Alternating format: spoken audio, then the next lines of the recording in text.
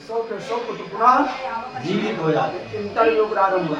मुझे बताओ भगवान सत्यनारायण प्रभु की कथा सबसे पहले किसने सुना? सदानंद नामक ब्राह्मण ने सुना। अगले जन्म में सदानंद नामक ब्राह्मण भगवान कृष्ण के परम मित्र सुदामा हुए। दूसरी कथा किसने सुनी? लकड़ी बेचने वाले लकड़हारा ने। अगले जन्म में लकड़हारा निषाद राज मुक्तिवत हुआ जो भगवान राम को गंगा से पार किया। तीसरी कथा उल्कामुख नामक राजा ने सुना। अगले जन्म में उल्कामुख नामक राजा दशरथ हुए जिनके घर में भगवान राम अवतार लिए भगवान कभी पैदा नहीं होते। चौथी कथा साधु नामक बनिया ने सुना। अगले जन्म में साधु नामक बनिया तुंगध्वज नामक राजा हुआ। राजा की परीक्षा लेने के लिए भगवान नारायण अर्जुन की रोटी यमराज पहुंचे। यमराज को शेर बना दिए।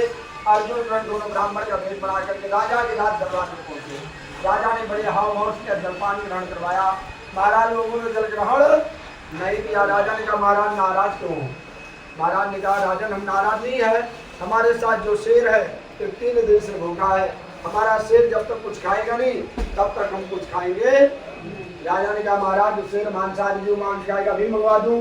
बोले खाएगा तो मांस लेकिन आप किसी जीव का वध नहीं करोगे। राजा बड़े चिंता में पड़ गए। वध नहीं किया जाएगा तो मांस मिलेगा कहाँ से?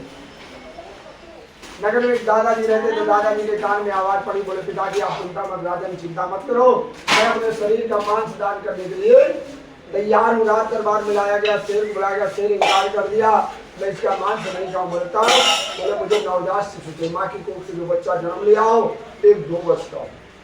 शेर के सामने राजा के पास एक संतान थी, पुत्र को लाया गया। पुत्र बोला पिताजी आप चिंता मत करो, मैं अपने शरीर का मांस दान करने के लिए तैयार हूँ। शेर बुलाया गया। शेर बोला मैं इसका मांस नहीं खाऊं। बोले क्यों? बोले मैं निहत्थे के ऊपर वार कर सकता नहीं हूं। बोले तब? बोले आराम हुआ, आरा से अपने बच्चे को काटो और काटने के बाद माँ बाप बेटा 3 में से किसी की आंख से आंसू नहीं गिरना चाहिए। आंसू गिरेगा श्राप दे दूंगा, आंसू नहीं गिरेगा तो ग्रास ले लूंगा। राजा ने स्वीकार किया। आरा मंगवाया गया।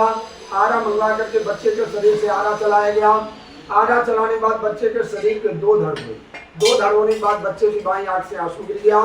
शेर ने इनकार कर दिया मैं इसका मांस नहीं खाऊंगा। हुआ पुत्र बोलता महाराज मेरी बाईं आंख से आंसू इसके लिए आ गया है कि दाहिना आंख तो मेरा किसी के काम आ जाएगा लेकिन बाईं आंख इतना भाग्यशाली है जो किसी के काम नहीं आएगा, इसलिए महाराज मेरी बाईं आंख से आंसू आ गए। उसने मैं कहता हुआ पुत्र वापस जुड़ जाता है और वैश्य बनिया की परीक्षा सफल हो जाती है। बोलो सत्यनारायण भगवान की जय।